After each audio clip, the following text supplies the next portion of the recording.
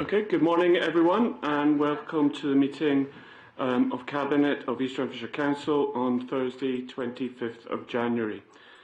First item on the agenda, apologies for absence, everyone is here. Moving on to declarations of interest. Any declarations of interest? None.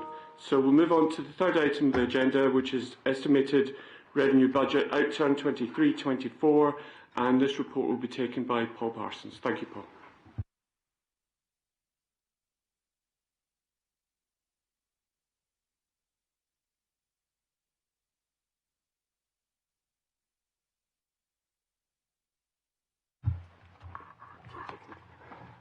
The report monitors the revenue, income and expenditure against the budget for the period to 31st of October 2023.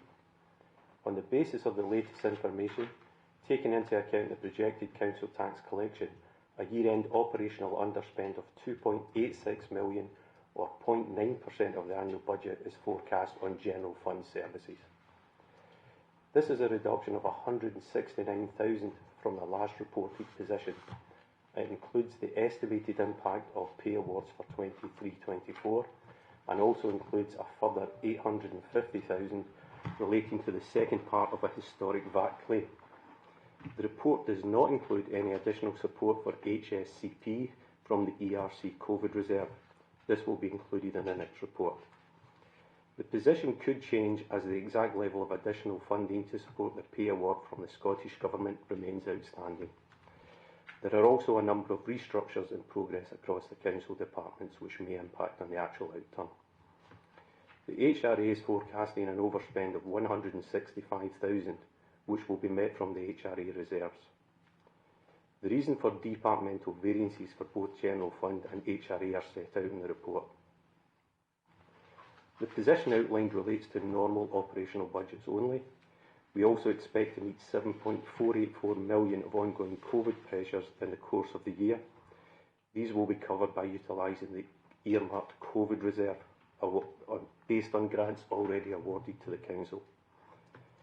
Given the tight nature of the Council's finances, we will continue to actively monitor the position and will update members again on the forecast outturn in coming weeks. The Cabinet is invited to approve the budget adjustment shown, note the current financial position and note the level of financial pressures being met from the COVID reserve. Thank you very much, Paul, for a very comprehensive report. Councillor Pragnell. Thank you for the report.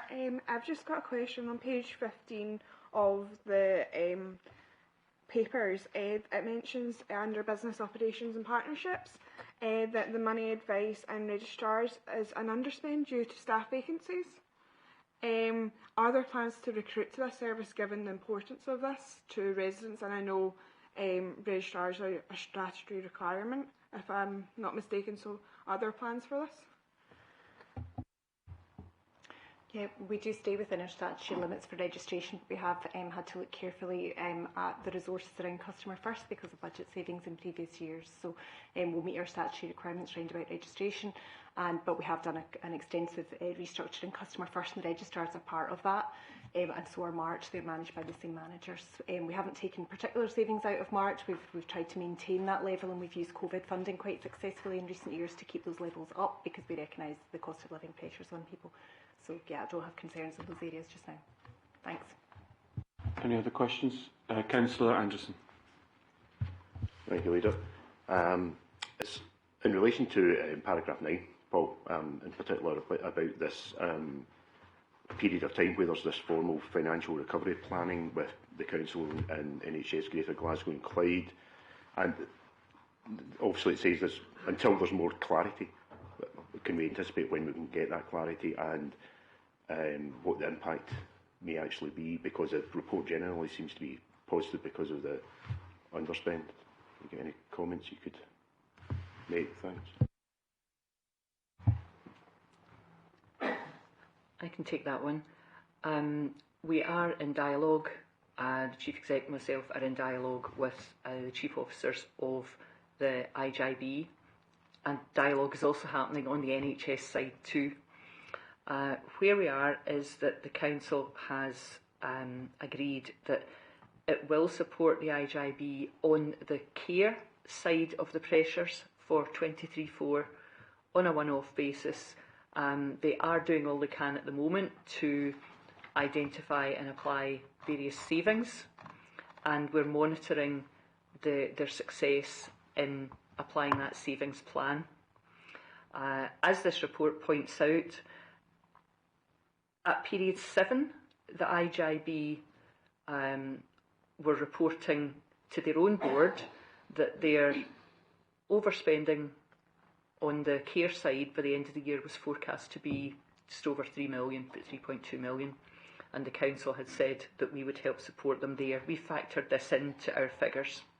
However, as Paul pointed out earlier on, this was based on a forecast that the IJB prepared before they were made aware of the additional funding from the council reserve that was allocated, I think it was late October or November last year.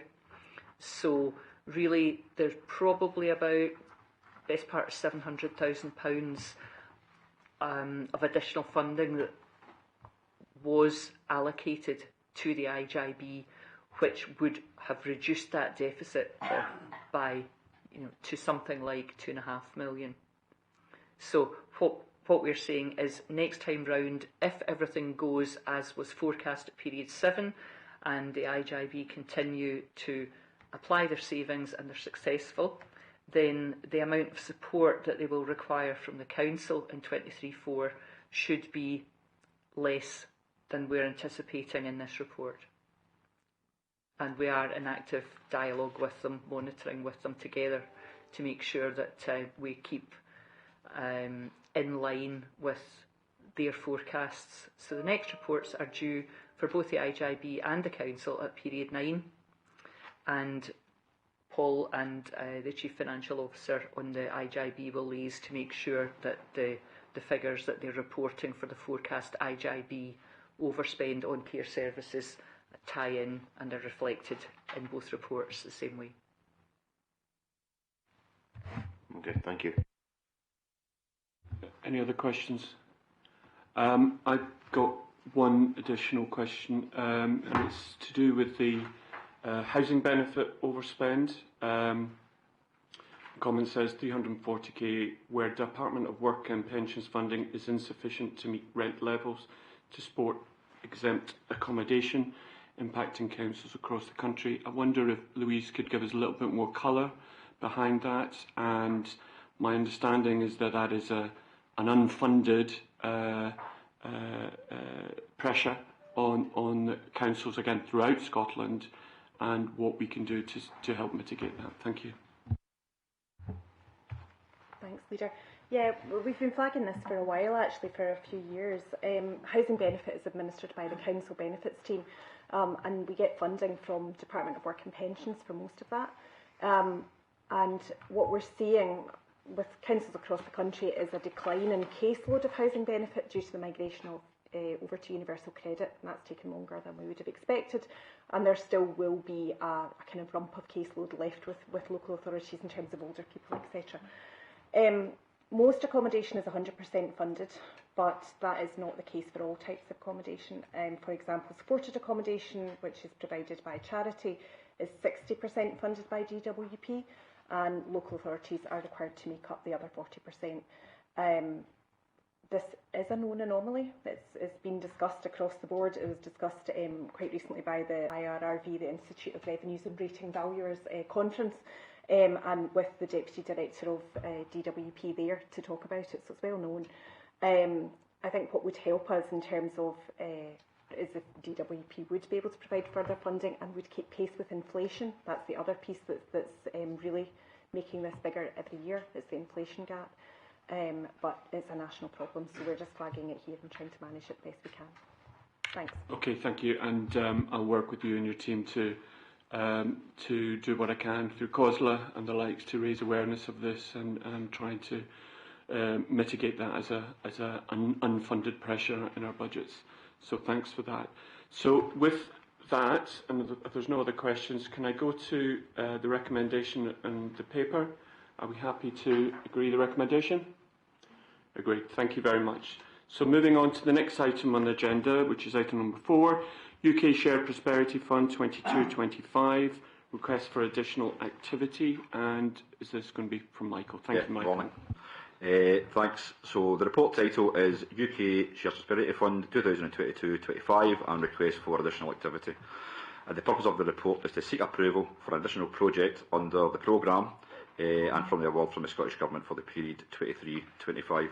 As Cabinet will know, the SPF programme supports the wider commitment to level up parts of the UK, covering 4 main interventions such as communities in place, supporting local business, people and skills and multiply, and that the Council were awarded £2.7 million for a 3-year programme over the 3 years of the programme, as well as 568,000 for the Multiply programme as well.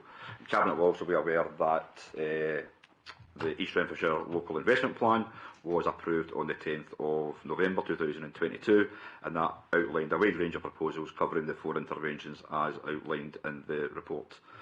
In terms of the request for additional support, East Renfrewshire CAB, or Citizen Advice Bureau, are seeking funding under the People and Skills intervention, and the project is the volunteer recruitment and training in East Renfrewshire, which will appoint a volunteer coordinator to develop and implement a volunteer strategy as well as associated activity.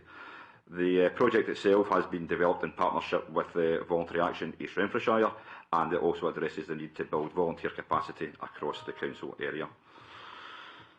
The CAB are seeking a total of £65,000 for the delivery in 23-24 and into 24-25, and if approved, this will be a non-recurring award. So it'll be a one-off approval from this programme. So in terms of the Multiply programme, and this is really consistent across the board within Scotland and elsewhere in the UK in terms of the delivery of the overall programme. Particularly with the Multiply, there was significant delays, really related to the late approval of the programme by the UK Government, with no activity taking place in year 1, it's 2022, and delayed programme activity in year 2, 2023, due to recruitment and procurement requirements as well. This has resulted in a forecasted underspend of £65,000. So collectively, we're keen to maximise the spend from the programme. Part of that is then looking at other types of projects that we could actually fund as well. So we have discussed the potential of this with the PMO as well as the UK Government, and part of the guidelines state that any underspends for Multiply could be transferred to the other 3 interventions, or the 3 core interventions under the programme as well. So the Council's Economic Development team have carried out a desktop assessment of the project and was scored against the 3 main groupings of fit with the SPF aims and objectives, strategic fit, as well as the organisation being able to deliver the programme as well. And there are sufficient funds within the programme to accommodate this request. So I think in terms of the project itself, it would be a welcome additional pathway within East Renfrewshire in terms of helping our residents into employment by using volunteering from that. The project provides activities to improve life opportunities, promote well-being and support those people within East Renfrewshire furthest from the labour market into work by providing local tailored support, including access to life and basic skills. In terms of recommendations, it's note that the underspends in the Multiply programme and approve the project as outlined within the report. Thanks very much, Michael. Any sort of questions on this? Councillor Anderson. Thanks, Michael. Thanks, Lou. It really visited BAER just recently, a drop-in funding session they had, and I've confidence absolutely in them and CAB to be able to deliver on this, given the previous work that they've done. Is there a precedent where they've worked together on a similar project, or is this like a new working partnership that's different from anything previously? I'm not aware of them working on a project per se, but I know obviously they're part of the wider CPP, the Community Planning Partnership, so there are good links with both organisations in terms of, helping clients, in terms of, signposting and referrals to each of the services, and then I think they did work very closely together during the sort of COVID period as well. Yeah, thanks. So, and hopefully then, with it being a success, I know it's non-recurring, but if it is hopefully we can potentially find funding in the future if this is successful. We hope it can be. Yeah, so in terms of the current programme, that comes to an end in the end of March 2025.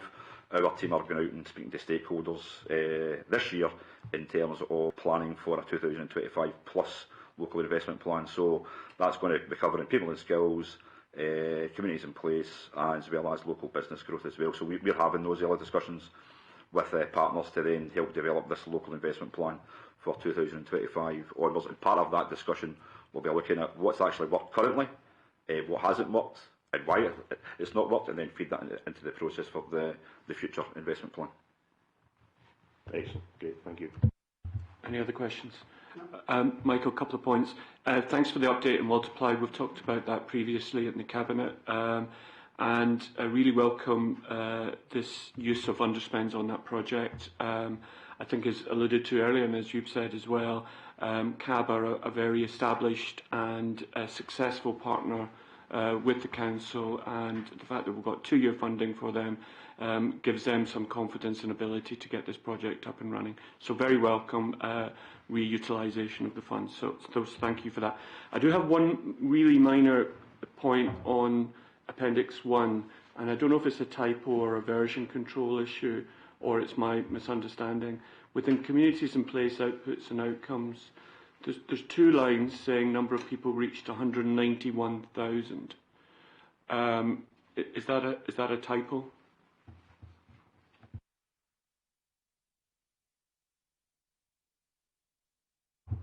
Yeah, 44. It's right to the bottom. And there's a table, communities in place, outputs and outcomes. Yeah, sorry. Is that a typo? I'll come back to that and clarify that. Okay, it looked like a typo.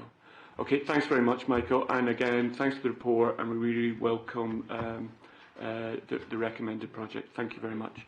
So moving on to the next item on the agenda is item 5, Road Asset Management Plan 24-29.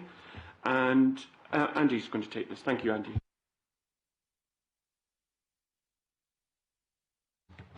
Thanks, Leader. The Roads Asset Management Plan is one of a suite of asset management plans which sit under and should be read in conjunction with the Corporate Asset Management Plan. The Roads AMP has recently been created in a new style which focuses on the local extent, purpose and current activities of the road service, driven by the policy context within the Corporate Asset Management Plan. It's important to note that the road network is a near £1 billion asset and must be maintained to meet local needs as well as promote economic growth. The AMP is a live document. It will be regularly updated by officers and reported to Cabinet on a 2-yearly basis.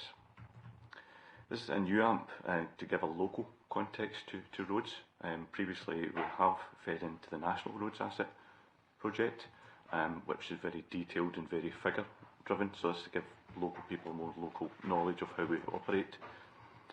And the plan sets out development issues, performance measures and future activities to make the most of our assets and be used to inform on revenue and capital expenditure when needed. So I'd ask members to consider the new Roads AMP report, and happy to take any questions on it. Thank you very much. Councillor Pragnell? Thank you, Leader. First of all, I would just like to say that this is an excellent report. I think it really puts into perspective what we're dealing with in the roads network in East Renfrewshire. I have a few questions just on the specifics. On page 59 of the overall papers, it mentions that 86% of luminaries have been converted to LEDs. Are there plans for this to be 100%, and if so, when would this be? Yes, we've recently received capital through the capital programme, so we're working on a 3-year programme, at which point we should have 100% of LEDs throughout the district. That's great. Also on the revenue budget section, which is page 64, it mentions prevention. I know that in East Renfrewshire we're not as affected as flooding as other local authorities. However, flood prevention has recently received a lot of media attention and is becoming an increasing problem due to climate change. So this will ultimately affect East Ren in the long run. So given this, should we be investing more in flood prevention? And if so, when? My answer would be yes. We have a very small budget for flood prevention. It mainly is dealing with ditches and digging out drains and looking after culverts and grids. and that really is as far as it goes. But as we find the ever increasing amount of inundation we're getting from heavy rainfall, we may have to look at larger schemes to protect particular areas. We usually work in conjunction with Scottish Water when we're doing these schemes, but it may be in future we have to invest more money, potentially capital, in how we deal with these things, because they're becoming more increasingly apparent to us. Thank you very much, Councillor Pragnell. Councillor Anderson. I'd echo my colleagues' comments about this being a fantastic report, very comprehensive and very detailed. It's great to see. There's a key part of it mentions about adoption, and obviously the assets are growing in the roads, and it's recently been brought to my attention in part of my ward, Maidenhill in particular, and the adoption's a tricky thing, and obviously our residents are using the roads, and there's a particular concern about people using shortcuts and traffic control. So I'm not sure this is to do with asset management, but when do we get control internally within? When is the ability to actually put in traffic management? Once we adopt the roads, so there has to be a process where we are satisfied that the road's been built to an acceptable standard, and there'll be a passover period where the developer continues to look after the road until we can fully adopt it. At that point, we would look at any traffic management issues within the estate. But we probably would have an idea of what the developer would normally be for putting in traffic management already. Maybe it's a particular concern we could talk about offline. Possibly, yeah. It's to do with people actually now using it as a shortcut to get to the Overtoll House, apparently. So we'll have a chat. Yeah, so we can talk about it. Yeah, thanks. Just on roads adoption, I've had a number of resident queries, particularly in relation to Stuart Mill going into liquidation, and the implications of that for adoption of roads. I wonder if you could clarify the position for us on that. Yeah, the house developer will normally have a bond in place, so we should be able to still utilise that bond to complete any works. That's why these are put in at the beginning of developments. So we should be covered then? Yes, I'll double check for you. I'll get some information for you on that. Thank you very much, Andy. I would like to echo the comments as well. I do think this is a really, really helpful report for Cabinet to understand the scope of the work that you do and the scale of the budgets that you have as well, which, let's face it, have been stretched significantly. That's a euphemism over the last number of years. So it's very, very helpful. There's quite a few technical aspects in the report, particularly about the RCI comparisons, which I'm not sure the public would potentially understand fully what that means and what that should say to them. I wonder if you could give us a little bit of colour and explanation as to how that's worked and implications for us. Okay, that might take me about an hour to fully explain how that all works. Keep it brief. The roads condition indicator is nationally how we rate ourselves against other authorities and where we stand in terms of our steady state. So financially, Scots will work out over a 10-year period how much it would take money-wise to remove your reds and ambers and turn them into green. So we benchmark very well on the A's and B's. We're normally first or second in that category, but where we tend to fall down is in the unclassifieds. And unclassifieds are rated over 10 years, so 10% survey every single year, and then are added over 4 years, so you're always working a 4 out of 10 year period. And obviously the strategic routes are not the unclassified routes, so and traditionally that wouldn't be where we have spent our money going back before the capital came in. Now we target these roads with the extra capital we've got, so a lot of the residential streets are now being done, which will eventually improve our RCI, no doubt about that. But we have 700 odd streets in there, so we have to go through them one by one, and we prioritise the worst ones.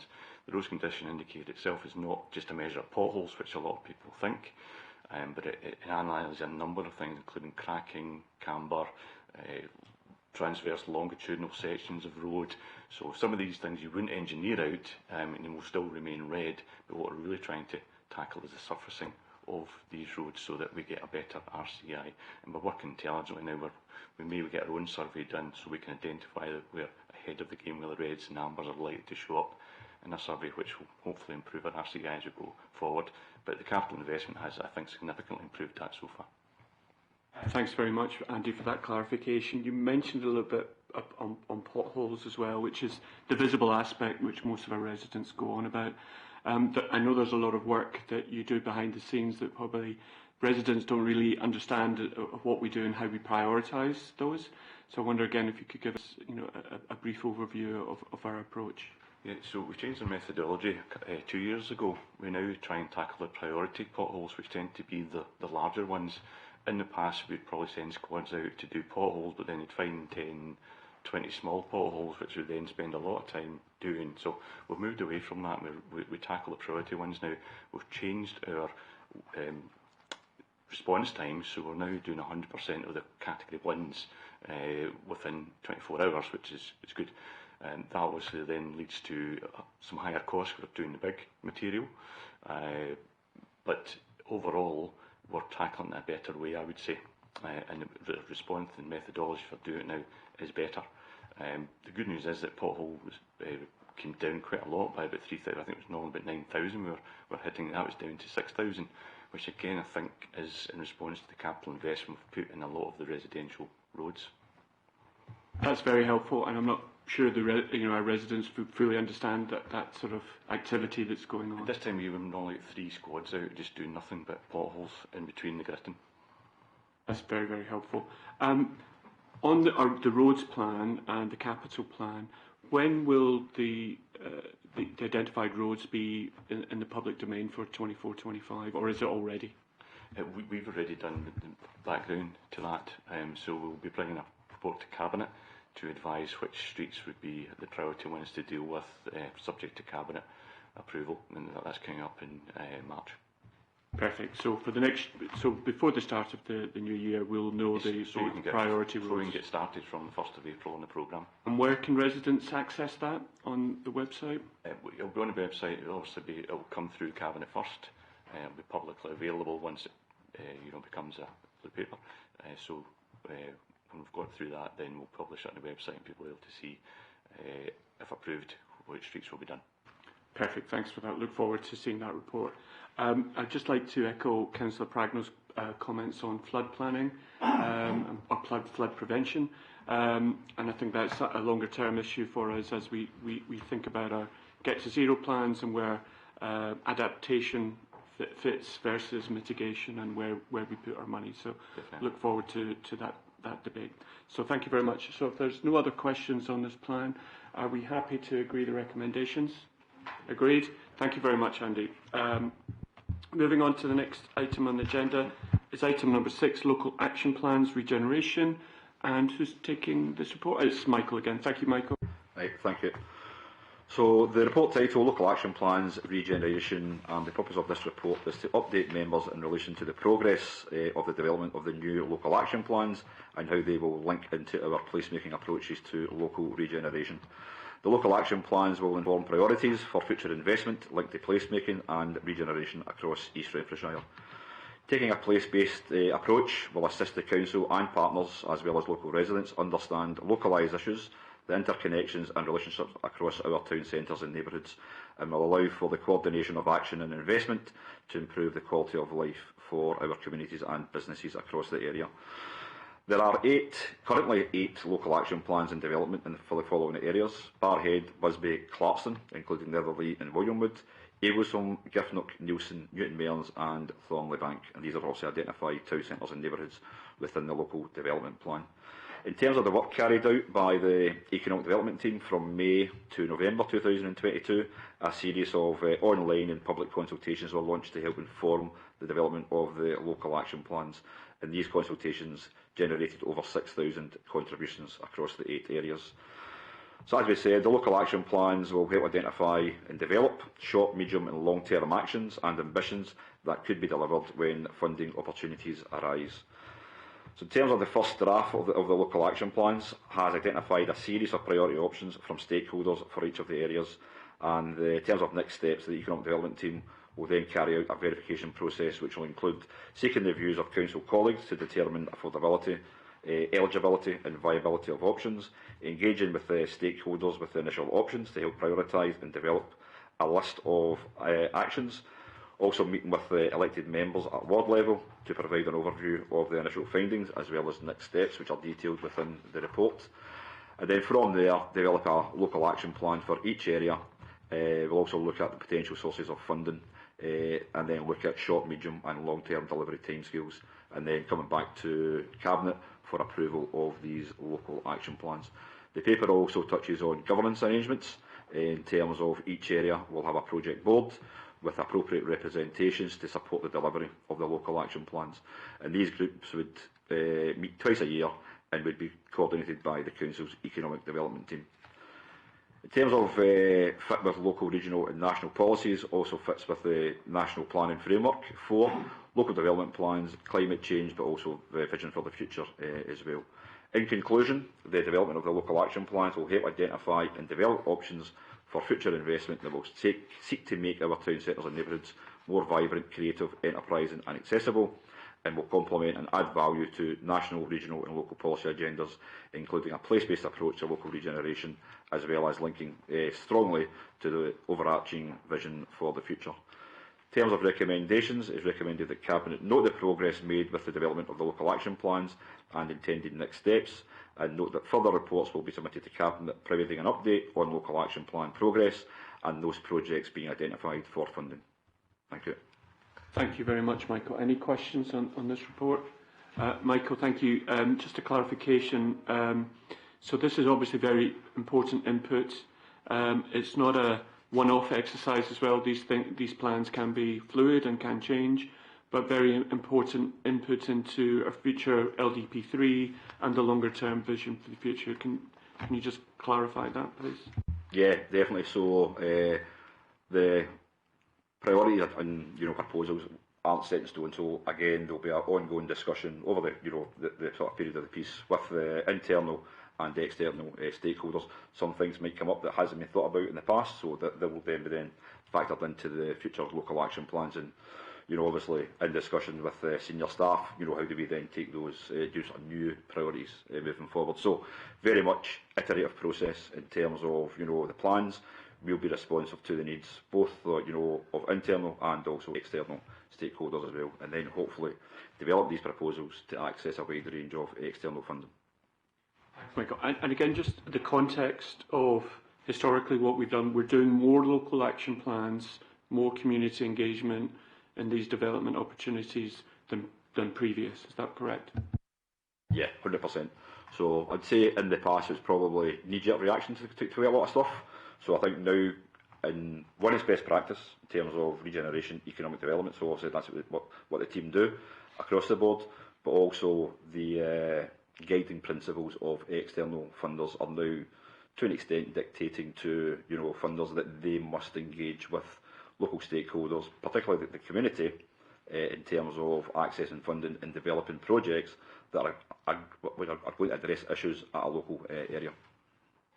Perfect. Thanks very much, Mike. And thanks for all the input from residents into the development of these action plans. Thank you very much.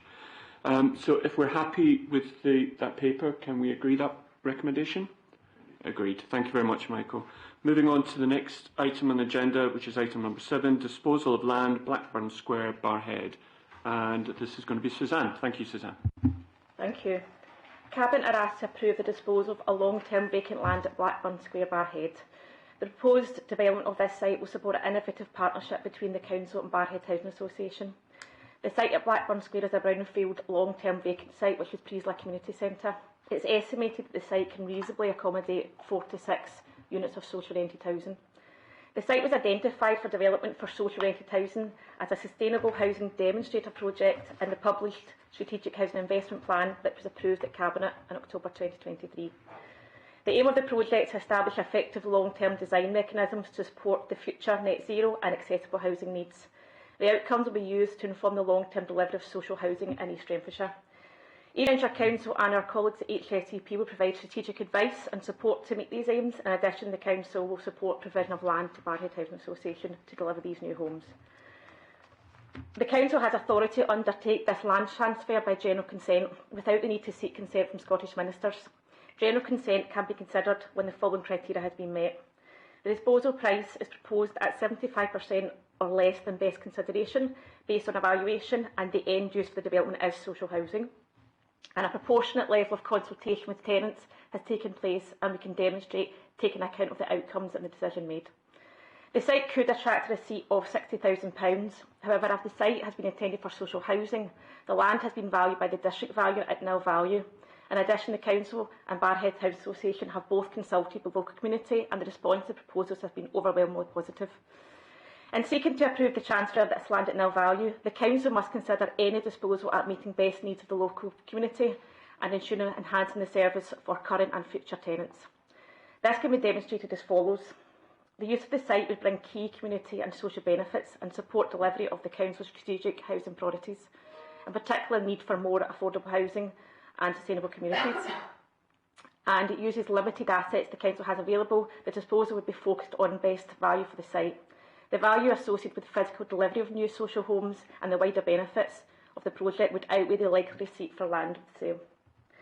The vital learning from this pilot will be used to inform social housing developments. Aids and adaptation provision and carbon reduction projects will also provide much needed social housing. With that in mind, it's considered best value to dispose of and reuse this vacant site as the project has outlined. It's recommended that Cabinet approve this land transfer. Thank you. Thank you very much, Suzanne, for a very comprehensive report. Councillor Devlin.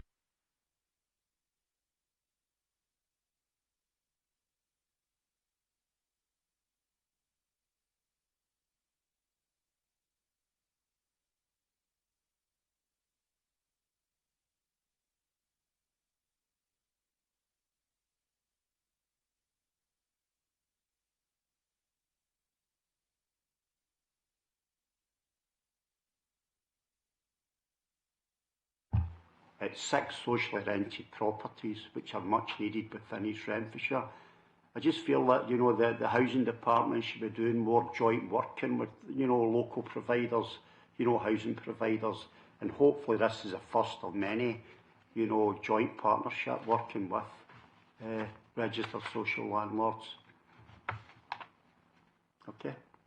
Yeah, I think to add to that, I really think this is a very exciting proposal, and I think Danny Devlin has highlighted the partnership working with Barrhead Housing, and it's really good to see. It's an exciting project for all the reasons that Councillor Devlin said, and I commend Councillor Devlin for pushing this agenda forward.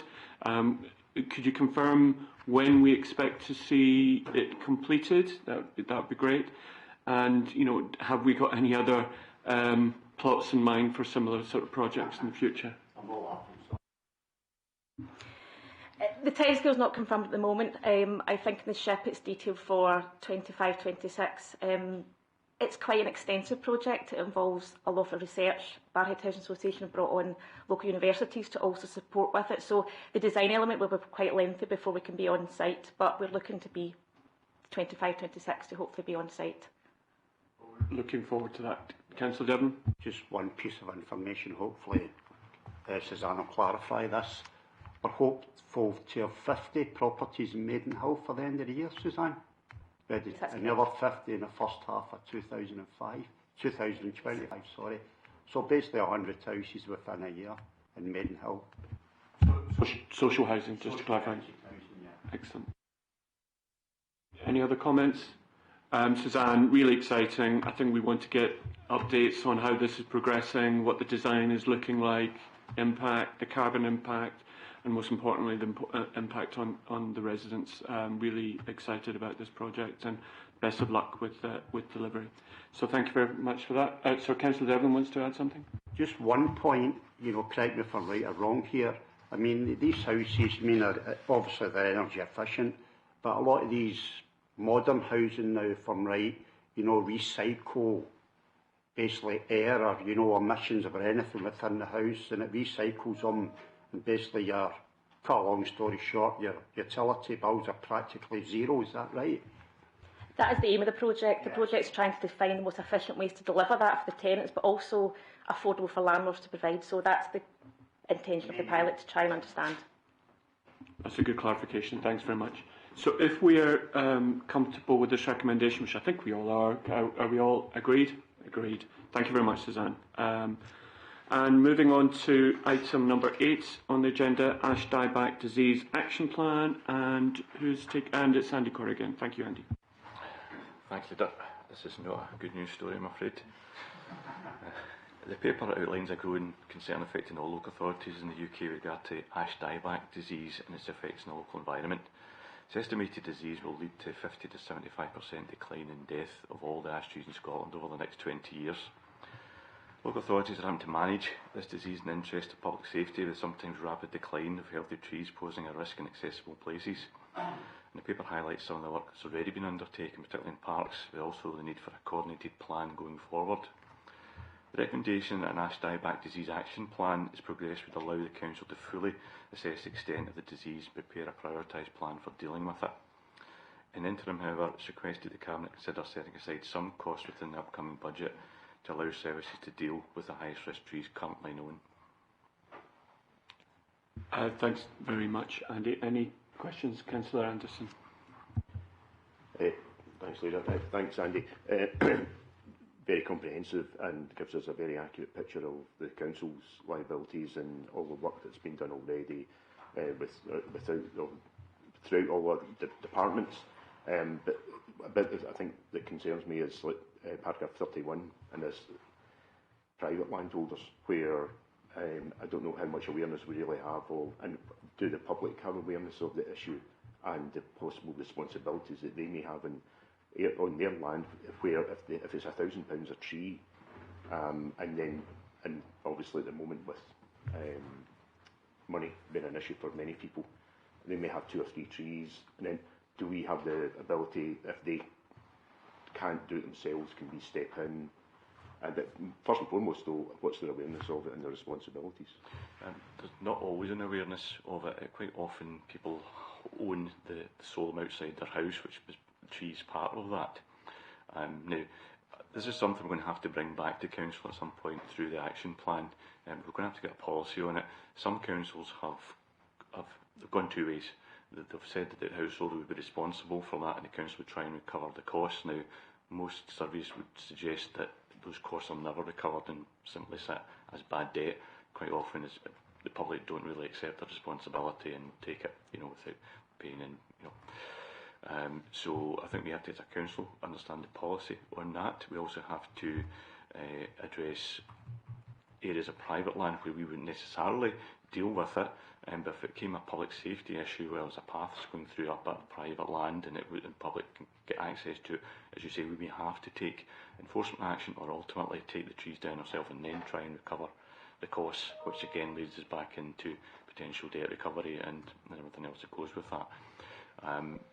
So some councils have just simply said, we'll deal with it, rather than have all those issues. But that is a big decision. We have to get all the facts together for you through the interim action plan and then make a council policy on how we're going to deal with these in what particular location we find them in. And have we started that process in the communication? We've started it, yes, we have identified most of the trees which we think are not ours but we own privately. Right, okay. Thanks very much. Any other questions on this? Councillor Pragnell. Thank you. On paragraph 6, it mentions that should trees be felled, that they will be replaced. I'm pleased to see this because certainly in Netherley it has been affected by ash dieback disease quite extensively, and this has always been an issue for residents, as they understand the trees need to come back down, but they want them replaced. So that is reassuring to know. And I know at the start of this year we are working with the Woodland Trust to plant trees. I certainly was there in December with the community. So I think this is really important, and that residents should be aware of this, because I have certainly had this raised at 2 community councils in my ward, so it is very much important. Yeah, we've got a commitment to plant 10,000 trees, which will cover some of that latitude, but wherever possible we will try and put a tree back where the tree came out. That's not always possible and not always sensible, so we'll take it, each case by its own merits. Just following up on that point, I think Councillor Pragnell is absolutely right. I think there's a communication story that we need to get right on this, because people see trees being pulled down and just assume it's for all sorts of reasons and not necessarily because of the diseased. Yes. So I think that there's a communications message to the public as to what we're doing and why we're doing it. So I think that's a good point made by Councillor Pragno, and something we should be aware of from a communications perspective. This is an example we had earlier in the revenue report of an unfunded budget pressure that we have. Obviously, it's a national-wide issue. It's not unique to East Renfrewshire. So the question is, one, is there any funds available that we can apply for? And secondly, I'm not aware of any sort of programme at COSLA that's sort of identifying this and talking about it in terms of specific budget pressure where we need support from. So they're sort of interlinked. So I don't know if you could give some colour on that. There's no funding available that we're aware of to deal with. Councils are having to take this on the chin themselves, unfortunately. I'm not aware of the COSLA position on it. I know a lot of councils are doing what we're doing, is putting action plans together. I think only then they'll know the full extent, and that's going to be a high value. I think I mentioned in the report, Glasgow was looking about somewhere between 25 and 38 million pounds to deal with ash trees within their area. So this is not insubstantial, and possibly something that does need aired properly at COSLA. If you can help me, and I'm happy to raise that at the COSLA Economy and Environment Board, which I think is probably the most appropriate place to do it, but it's been absent on the agenda for the last couple of years, and obviously if this is growing up to be another huge pressure on councils, we should at least air it and get that in front of government. So thanks for that. Final point for me is really about the costs of delivering on this programme, and any thoughts we've had on opening up that sort of to small, medium enterprises locally to give them an opportunity for their procurement for some of this activity would be very welcome if possible. So I wonder if you could give some colour on that. Yeah. We've actually just put out our arboricultural contract, which is a framework agreement. There was 9 tenderers for that. Unfortunately, none of them were local tenderers. So to keep us right in terms of procurement, what we normally do in these circumstances is put that work together, and we do a mini comp with the top 3 on the framework. But as I say, unfortunately, none of them are local businesses, and none have expressed any interest in that framework, I'm afraid. Is that because the offer is too big for some of our smaller ones, and should we maybe perhaps reconsider that? There's a lot of equipment required, and not a lot of small companies have the equipment required to deal with these. Sometimes this can be a singular tree, sometimes it can be a clump of trees. To get best value, we're better adding them all up and getting them in with heavy machinery, which is costly on a daily basis. So not a lot of small companies actually have that facility, I'm afraid. That's helpful to know, but if you keep in mind, I think the Cabinet would all welcome the opportunity for smaller local business to participate to some extent, and we'd like to see that, and that links with our procurement strategy and our community wealth building ambitions as well. So if you can bear that in mind when negotiating these contracts and putting them out for tender. So thank you very much for that, and if we've got no other comments on this paper, can we agree the recommendations? Agreed. Thanks very much, Andy. So moving on to the final item on the agenda, which is item number 9, Carbon Emissions Reports 22-23. And thank you. Thank you very much. Okay. The purpose of the report is to provide Cabinet with an update on progress in terms of carbon reductions from the Council's operations. The Council is required by law under the Climate Change Duties of Public Bodies Reporting Requirements to report annually on its own carbon emissions. The report outlines that monitoring and reporting are key to demonstrating compliance with climate change duties and to reaching national net zero targets. Understanding where our emissions come from will help us to make decisions on what we do as a council. It's noted at paragraph 6 that there has been a minor change to the methodology in 2022-23 reporting year, and in order to provide useful comparisons to previous year performance, the same methodology has been retrospectively applied. The table at paragraph 7 provides detail on the definitions and sources of emissions, And it's worthwhile to note that emissions arising from the Council's purchased goods and services are excluded in the main body of results shared in paragraphs 10 to 16. And that is because work is underway in terms of data calculations and methodology with respect to that, and that is also aligned to how other Scottish local authorities are reporting their emissions. So in terms of results, the top sources of emissions in 2022-23 are unchanged, and that's gas and electricity supply to the council and trust buildings. It's accounting for 81% of all emissions. There is a further breakdown provided at paragraph 12 with full results at Appendix 1. Two comparative analyses have been undertaken, 2022-23 compared to previous year, 21-22 at paragraph 15, and also 22-23 against our baseline year, which was 2019-20, and that is detailed at paragraph 16. Overall, there has been an 8% reduction on the previous year and a 36% reduction from the baseline year. Some key points to note. Reductions are largely due to external factors, such as the decarbonisation of electricity supply, as more power is generated from hydro, solar and wind. So the national grid is decarbonising along with our water supply infrastructure. And there was also a reduced need for heating due to a milder winter last year. The big jump in reduction, the 36% from the baseline year, is mainly accounted for as a result of the Clyde Valley Waste Partnership, which diverts our waste from landfill. So in effect, the gain has now been made with respect to that, and we can't expect to see further significant emissions savings related to that. There has been an increase in business travel emissions as a result of a return to normal business following COVID. This is 21% on the previous year and 7% on the baseline year, which was obviously pre-COVID.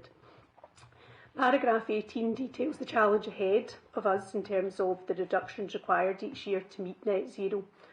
And although we can expect a downward trend as the national grid and the water supply infrastructure continues to decarbonise, it is assessed that there are not enough measures currently in place to meet that net zero target in 2045.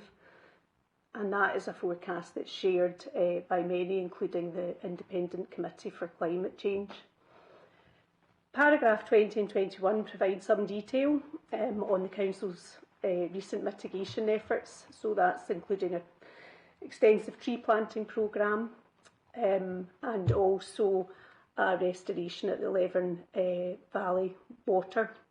And the benefits there are around capture of carbon from the atmosphere through tree planting and also reducing the risk of soil erosion, and that improves our flood defences. So you'll notice also throughout the report there are some references to the Get to Zero Action Plan, and I noted that you referenced that earlier. This is the Council's Climate Change Action Plan, which will outline how the Council intends to rise to the challenge and what major steps are going to be required. It has been subject to strategic environmental assessment and public consultation in the last year, and it's anticipated that we'll be bringing that to Cabinet in the next couple of months. To conclude, I recommend that Cabinet note the Council carbon emissions performance for 2022-23, and happy to take any questions. Thank you. Thank you very much, Erica. Any questions on this report? Erica, I'd like to thank you for this report. I think the public might not realise, but in terms of our analysis on this, it's sector leading, at least in Scotland, and it's an incredibly complicated report to produce, and it's actually quite a complicated report to understand because of all the different scopes and the likes, and also our baseline measures that we're using. There's still some estimates in there which can cause confusion, but which are place markers for now. So thanks for all of the work on this. And I think we note that the main drivers currently is really the decarbonisation of the grid, and that may well be the case for the next number of years, and that's welcome. And without significant capital investment, it's unlikely we're going to see significant reductions, and as you rightly flagged, serious concern on hitting national targets by 2045 and the intermediate targets of 2030, and that is just where we are without significant capital investment. But thanks for you and the team for sector-leading analysis on where we are and where we need to go and how to actually calculate these things. Without having that, we don't know where we are, and without that, we don't know what we need to do to get to where we would like to. So thank you very much for that. So if there are no other comments on this report, we agree the recommendations in this report, to note it. Thank you very much, Erica. So with that, that was the last item of the agenda, so thank you very much, and enjoy your Burns night tonight. Thank you very much.